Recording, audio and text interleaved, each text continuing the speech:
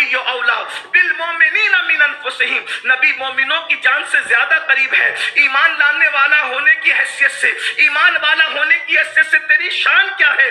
نبی تیری جان سے زیادہ قریب ہے۔ مطلب یہ ہے کہ تیری تکلیفوں کا درد تجھے بعد میں ہوتا ہے، پہلے مصطفیٰ جان رحمت اس کو محسوس فرماتے ہیں۔ قرآن کہتا ہے لقد جاءکم رسول من انفسکم عزیز علیہ ما عنتم حریص علیکم بالمؤمنین رؤوف الرحیم، یہ عزت والے وہ رسول ہیں تمہارے درمیان تشریف لائے، اور ان کی شان یہ ہے تمہارا مشقت میں پڑنا ان کو بے چین کر دیتا ہے، ان کو بے قرار کر دیتا ہے، ان کو مضطرب کر دیتا ہے۔ اللہ اکبر، رب کی بارگاہ میں تمہارا بھلا چاہنے کے اعتبار سے یہ بہت زیادہ، اللہ اکبر، تو یہ بہت زیادہ تم پر بھلائی کے طلب کرنے والے ہیں، اور ان کی شان یہ ہے یہ مومنوں پر کمال مہربان ہے۔ ماں جتنا مہربان ہے اس سے زیادہ نبی مہربان ہے مومنوں پر، باپ جتنا مہربان ہے اس سے زیادہ نبی مہربان ہے مومنوں پر۔ اللہ اکبر، ہمارے دکھوں سے ہمیں اتنی تکلیف نہیں ہوتی جتنا مصطفیٰ جان رحمت بے چین ہوتے ہیں۔ اس کے بعد مومن ہو موت ہے اور اس کو خبر تک نہیں ہوتی۔ ارے خبر کیسے ہو سکتی ہے؟ کیونکہ جب مومن دنیا سے جاتا ہے تو سرہانے پر مصطفیٰ جان رحمت تشریف لاتے ہیں، ادھر رسول اللہ کا جلوہ نظر آتا ہے، ادھر اس کی روح عالم بالا کو جاتی ہے۔ آپ کی طلعت کو دیکھا جانتی، قبر میں پہنچا تو دیکھا آپ ہے۔ اندازہ تو کرو مومنو، اگر حسن یوسف سامنے ہو تو انگلیاں کٹنے کا درد نہیں ہوتا، حسن مصطفیٰ سامنے ہو تو روح نکلنے کی تکلیف کیسے ہو سکتی ہے؟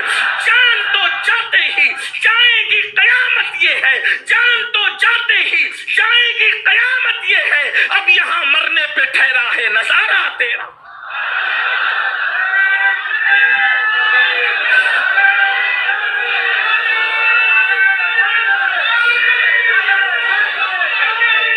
مومن ہونے کا فائدہ یہ ہے اللہ کے رسول سر بالی خود تشریف لاتے ہیں۔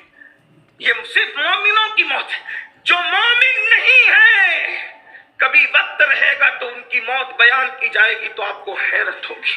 سیدنا ابراہیم خلیل علیہ السلام فرماتے ہیں اگر مومن کی موت کے وقت حضرت ملک الموت جس نورانی اور خوبصورت شکل میں آتے ہیں، مومن کو کوئی انعام نہ بھی ملے، صرف وہ شکل ہی دیکھ لے حضرت موت کی، ملک الموت کی، تو بھی اس کے لیے بہت بڑا انعام ہے۔ جب ملک الموت اتنے خوبصورت نظر آتے ہیں تو مخدوم ملک الموت مصطفیٰ جان رحمت کے حسن کا عالم کیا ہو؟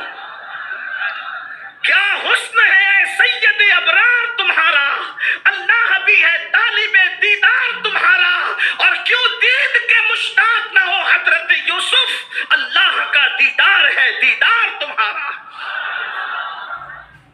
موت بھی آسان ہو رہی صرف ایمان کی وجہ سے، ایمان وہ چیز ہے۔ اور اس کے بعد مومن کی قبر، اگر وقت ہو تو اس پر بھی گفتگو ہو، لیکن صرف اشارہ دیتا ہوں، مومن کی موت بھی وہ موت ہے جب تک مومن خود مرنا نہیں چاہتا اس وقت تک اللہ اس کی موت کا فیصلہ نہیں فرماتا۔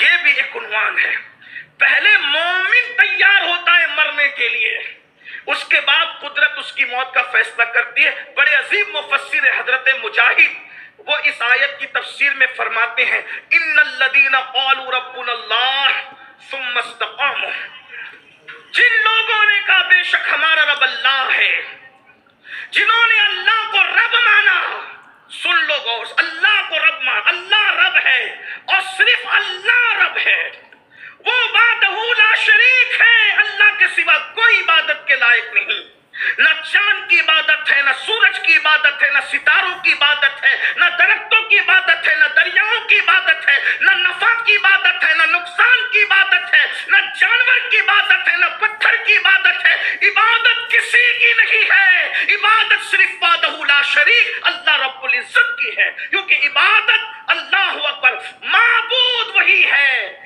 عبادت کا حقدار وہی ہے، اسی کو عبادت زیبا ہے۔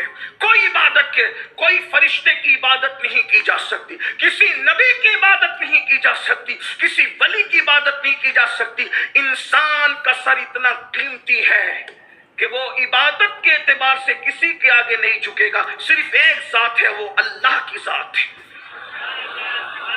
عبادت تو کعبے کی بھی جائز نہیں ہے. جب ہم کعبے کی عبادت نہیں کرتے تو مٹی، پتھر، درخت، شجر، حجر کی عبادت کیسے کر سکتے؟